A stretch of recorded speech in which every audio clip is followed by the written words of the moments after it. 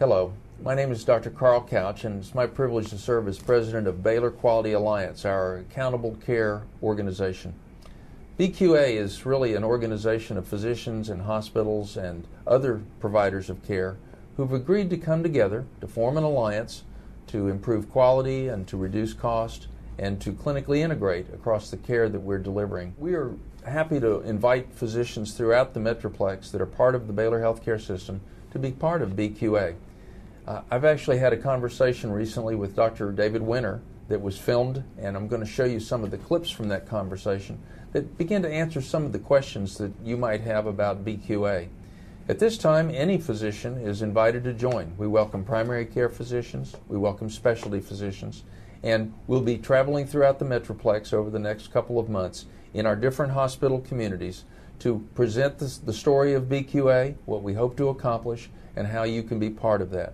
So thanks for listening to this segment, and we'll be having more information, but I'm going to introduce Dr. David Winter, who will be asking me some questions, and you'll hear my responses to those. Carl, in your mind, what is an accountable care organization? David, I think an accountable care organization is an organization of doctors and hospitals and other care providers, such as post-acute care providers, that have decided to come together in an alliance in order to improve the quality that you alluded to a moment ago, to reduce the cost of care, and to do that by clinically integrating all the way across the entire spectrum of care that we deliver. Now, is there a difference between Baylor's Quality Alliance and a generic or otherwise accountable care organization? The term accountable care organization was created by the Affordable Care Act a couple of years ago, and it is used in two ways. One is in the general sense, which is how we use it, and the other is in the sense that you've applied for Medicare Shared Savings designation, which we have not applied for, although we're looking at it. We have not applied for that at this time. The governance of BQA is a 19-person board of managers. These were appointed by the Baylor healthcare system. They include 14 physicians who happen to be 10 specialist physicians and 4 primary care physicians. And of the 14 physicians, 4 of them happen to be Health Texas physicians as well. So there's some cross-representation right there. There are also 5 members of the board that include a patient, that include 3 system executives, and a system physician, our chief safety officer, who's also a physician and has a seat on the board as well. What about IT? I imagine IT is important in the Baylor Quality Alliance, as in any ACO. Tell us about the importance of IT in this structure. The foundation of any accountable care organization is going to have to be a robust IT structure. The purposes of the IT structure are to link us together really for 2 fundamental reasons, which most people already understand if they've worked in that space at all. First is to bring decision support at the point where I take care of the patient. Can I be sure I have all of the patient's information, everything that's happened to him or her in other places, so that I know who I'm dealing with, what are their fundamental problems, and nothing drops through the crack or escapes my attention when I'm actually seeing this patient. That decision support should prevent me from doing something I shouldn't do and prompt me to do something I need to be reminded to do. The second thing IT support will do is, as we well know, you can't improve what you don't measure.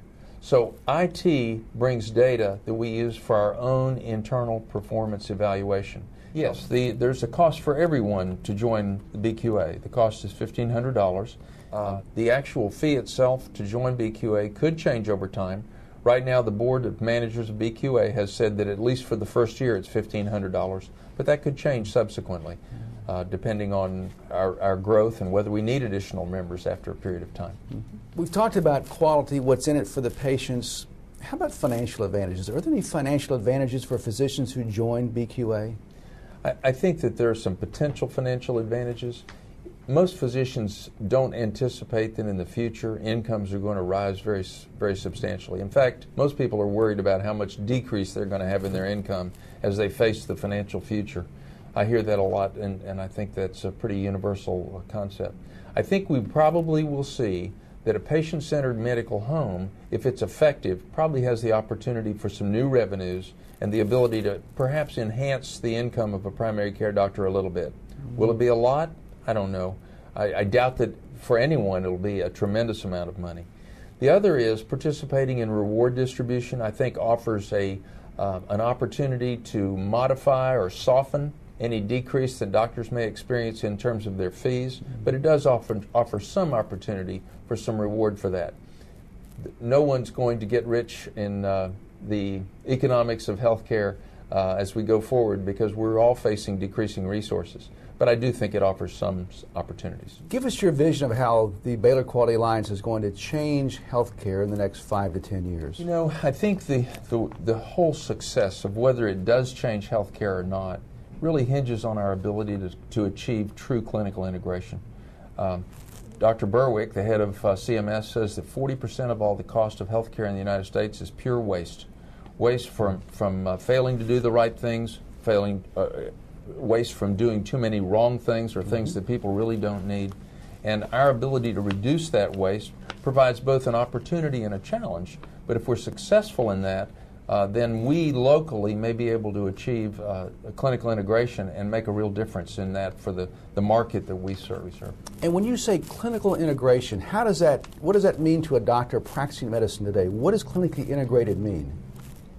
You know, I think it involves enlarging the boundaries of what we think. If I'm a specialist, I may only be thinking about my particular specialty expertise and what I'm doing. But the reality is it's in the handoffs, it's in the continuity of care, it's linking back, it's making that phone call, it's integrating, it's looking at the data that comes my way about care that's done before or after this patient, so that there is a seamless kind of care and that people don't drop through the cracks between one form of care and another. Mm-hmm. We started this talk by mentioning that there needs to be some change in health care in this country. You're convinced that BQA can help impact that? I'm very convinced of that. I wouldn't be doing this if I didn't think so. I really believe that the burning platform is probably the cost. The cost is just unsustainable. And if you look at the national debt and all the discussions going on about that, 60% of that is due to health care. So if you don't think anybody's going to fix the national debt issues, then you probably don't have any consideration about health care. But if you believe something's going to happen there, fixing health care costs is going to be a huge issue. And either we fix it or someone else will fix it for us. The federal government only has two tools. They can slash rates or further regulate us. And both of those are pretty unsavory. I like the idea about we can change the system for the better ourselves or let somebody else do that to us. Tell me more about that concept. Well, I think we're already facing the threats of people doing things to us. As you know, in December, we're scheduled for a Medicare fee reduction nationally unless something changes. That's an example of doing something to us. The federal government has decided in hospital care that it'll no longer pay for care that's wrong. If we have avoidable complications, they simply won't pay for those. If you break your hip in our hospital and you're there for another reason, they're not going to pay for that care. This value-based purchasing will actually make its way into doctors' offices in 2 years, and doctors will be penalized for failing to do the right kind of care. And I think an alliance like this just brings more tools, more resources, more information technology, more cooperative coaching to help us all be better doctors so that we can practice more cost-effective and at the same time high-quality medicine. I had a young physician ask me just the other day about bundled payments. What were they, and what will a ACO type of structure do with bundled payments? I think the ACO is capable of receiving various different kinds of payments. One is shared savings, the other is bundled payments, and the third would be some degree of risk, or what we used to call capitation, being paid for assuming more risk for the patient's overall care.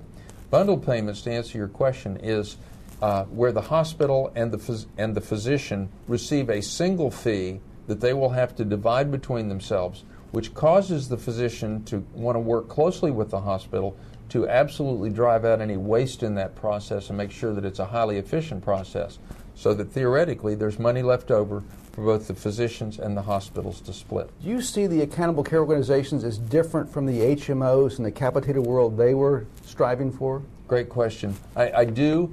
Back in the 1990s, which you and I both remember well, the HMOs were really about restricting care. They said they were about quality, but in fact it was all about cost reduction. In fact, in the early 90s, we couldn't even measure quality. Today we have multiple robust measurements of quality, both process measurements and outcome measurements. So it'll no longer be acceptable to just reduce costs. You have to reduce costs without decreasing quality, and that'll be sort of a threshold that we'll have to cross every time. You cannot simply just reduce cost. So it sounds like most physicians in the country ought to get involved with some type of accountable care organization. Is this going to spread throughout the country and be successful throughout the country? I think it already is spreading, David. In almost every major metropolitan area, there are organizations. In fact, I'm sure there are others in Dallas beginning to talk about it at this time, because we know we've got to do something. And the idea of coming together, can we really put together this kind of an alliance and really make a difference, I think is the challenge that faces us. Yes, it's happening nationally. It's all over the U.S. For exactly the same reasons. Everybody has the same problems, cost and quality, and we're not integrated. Anything else you want to mention, Carl? Well, I'm excited about Health Texas's interest in joining this. We want the individual physician to want to do this. We want him or her to say, I'd like to sign up for this. I'd like to be accountable. I think this will raise the accountability threshold for all of us to a little higher level. And by doing that, I think we'll all be better doctors and we'll all practice better medicine. At the same time, I think the wonderful processes that Health Texas has already put into place will infect BQA. It will cause BQA to be better, quicker than it could ever be on its own, and additionally bring a tremendous amount of work that's already been done in the patient-centered medical home, because patient-centered medical homes are the foundation of every accountable care organization nationally. Carl, we look forward to working with you. Thank you. Appreciate it. Thank you.